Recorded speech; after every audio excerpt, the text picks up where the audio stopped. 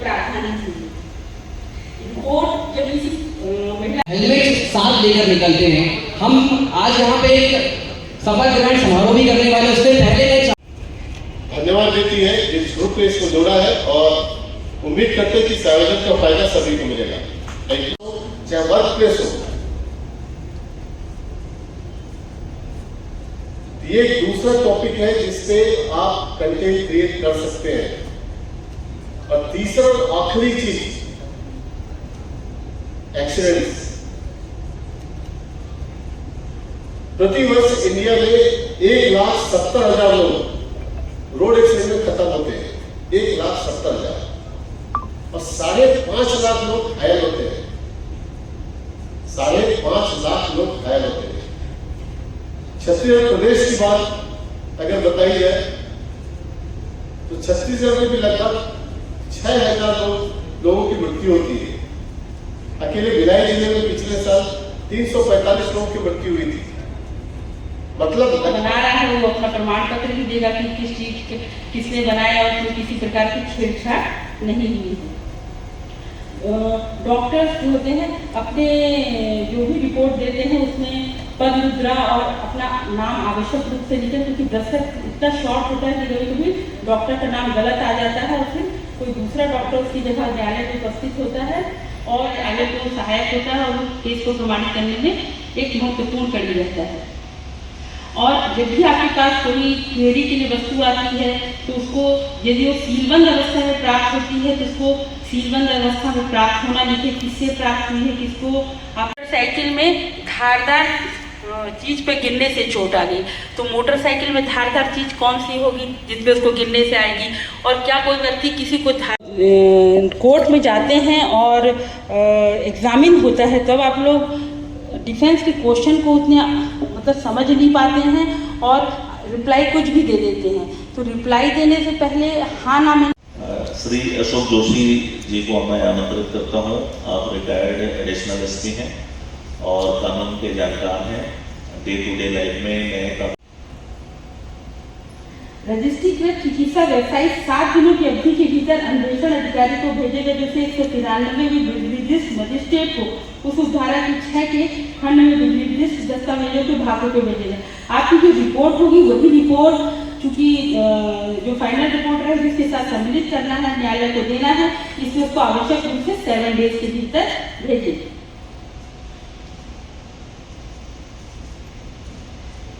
Minute की documentary नहीं कर सकती, वो 9 सेकंड का रील कर देता है, क्योंकि लोगों के पास समय बहुत कम है। आप जो कंटेंट क्रिएट करते हैं, आपके जो पात्र होते हैं कुछ जीवन से जुड़े हुए पात्र होते हैं और जो मैसेजिंग है एक्यूरेट मैसेजिंग और जिस वर्ग तक जाना वहां तक जाता है। अगर आप नशाखोरी पे कंट्रोल कर लेंगे तो अपराध, मारपीट के भी अपराध कम होंगे, चाकूबाजी भी कम होंगे और नशाखोरी के कारण जो पैसे की आवश्यकता होती है उसको लेकर भी जुआ सट्टा चलता है वो भी कम होगा और आपका स्वास्थ्य मेंटेन रहेगा। ये सबसे बड़ी बात है, क्योंकि जो बेचने वाले हैं, जो पैडलर्स हैं, उनका नेटवर्क बड़ा तगड़ा रहता है। वो बहुत आकर्षक वादे करेंगे, खत्म होता है। उसकी उम्र होती है नॉर्मली 18 से 45 साल के बीच।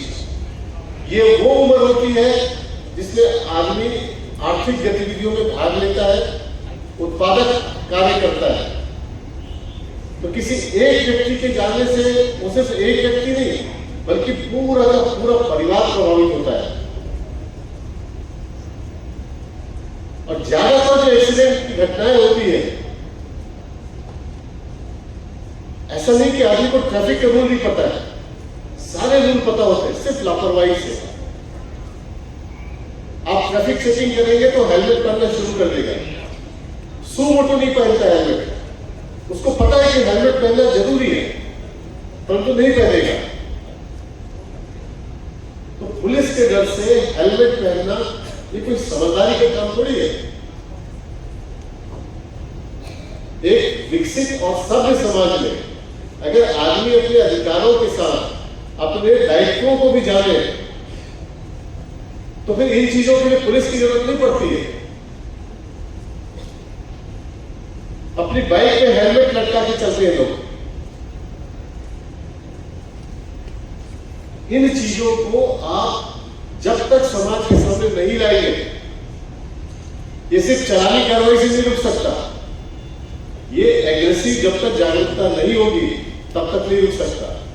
वैसे शराब पी के गाड़ी चलाना, एक्सीडेंट में जो सेकंड सबसे ज्यादा योगदान है शराब पी के गाड़ी चलाना। क्योंकि जब आप शराब पी के किसी गाड़ी की स्टीयरिंग में बैठते हैं तो वो बन जाती है डेथ मशीन। या तो वह आपका जान लेगी, या आपके बाजू में बैठा है उसका जान लेगी, या सामने वाले का जान लेगी। इन तीन के अलावा चौथी कोई चीज नहीं होने वाली।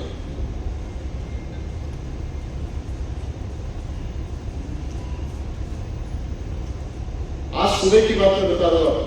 आज 5:30 बजे एक सज्जन दुर्ग कोतवाली के सामने स्कूटी में जा रहे थे सब्जी मंडी। पीछे से एक पिकअप गाड़ी आई।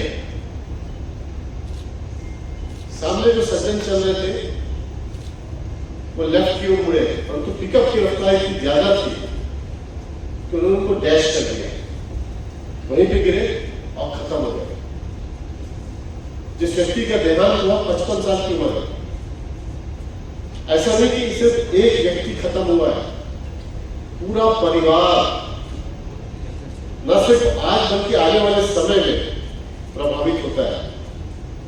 जब तक ऐसे विषयों को लेकर जागरूकता नहीं होगी, हम इसको सीरियसली नहीं लेंगे,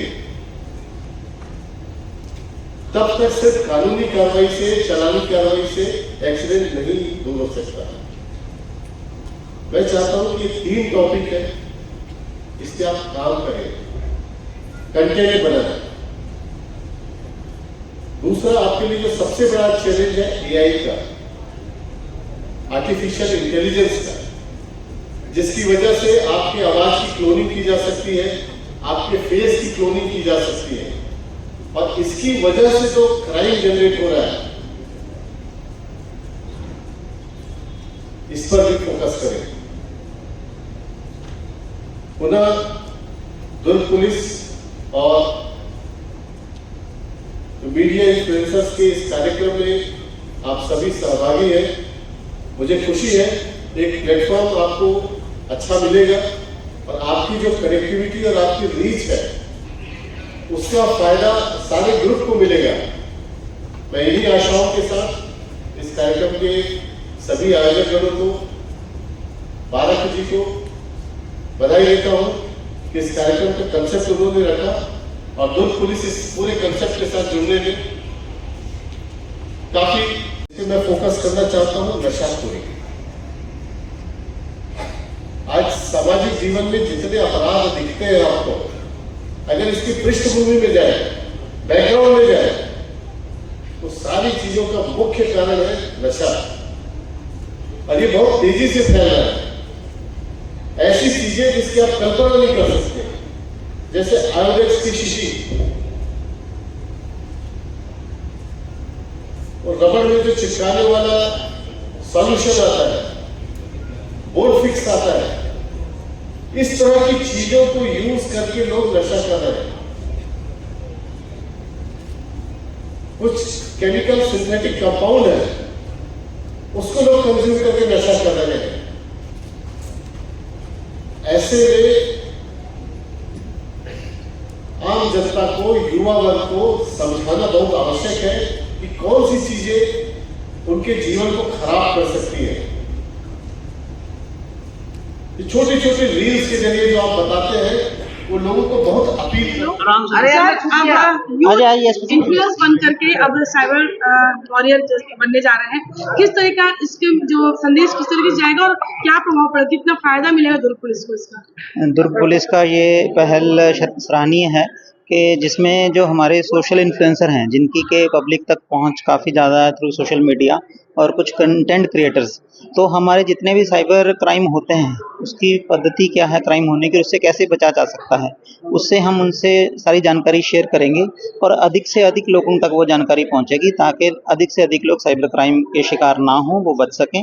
और यही हमारा इस कार्यक्रम का मोटो है और मुझे उम्मीद है कि यह कार्यक्रम बहुत सफल रहेगा और इससे लोगों को साइबर क्राइम से लड़ने में हेल्प मिलेगी। सर, क्रिएटर्स को जो कानूनी जानकारी बारीकियां, क्रिएटर्स अगर कुछ क्रिएट करते हैं तो उसमें जो मैसेज जाता है वो सही जाए और लोगों को जानकारी सही मिले, इसके लिए किसी अलग से कोई ट्रेनिंग? सबसे पहले तो मैं एसपी साहब की इस पहल का स्वागत करता हूं और आप सबसे रिक्वेस्ट करता हूं कि please have a big round of applause for his initiative.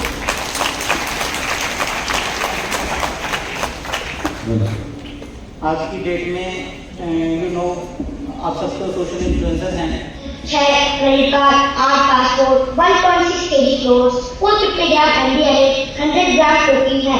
इसके आगे की बात आप मुंबई कस्टम डिपार्टमेंट के हेड से करेगा। उनको हम अपने पुलिस के काम के साथ जोड़कर उनकी जो रीच है, आउटरीच है पब्लिक तक, उसको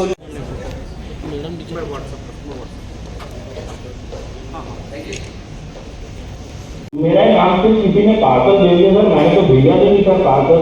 वो कह रहा है उसमें MDMA है, मेरा कोई मतलब नहीं है सर, कोई आसिफ नाम का आदमी है सर। के माध्यम से आपको अवगत करवाना चाहते हैं, जिसमें से एक है डिजिटल अरेस्ट। तो आइए देखते हैं डिजिटल अरेस्ट होता कैसे है। सभी को नमस्कार। जिला पुलिस के पुलिस अधीक्षक दुर्ग के श्री विजय अग्रवाल जी, हमारे लाइफ केयर के संस्थापक श्री मनीष पारेख जी। हमें एक पार्सल मिला है जिसे मुंबई कस्टम ने जब्त करके रखा है। क्या इस पार्सल के बारे में आपको कुछ जानकारी है? नहीं सर, क्यों, क्या हुआ? सर, बट इस पार्सल में आपका फोन नंबर, आपका नाम रख के आइडेंटिटी की गई है। सर, आप बता सकते हो उस पार्सल में था क्या?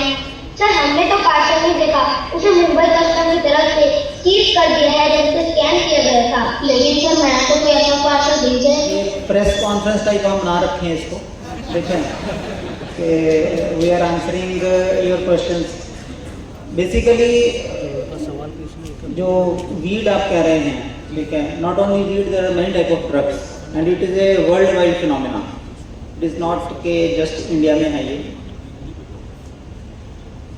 You won't believe कि we keep on targeting people, still this जो बीमारी है ये नहीं रुक रही।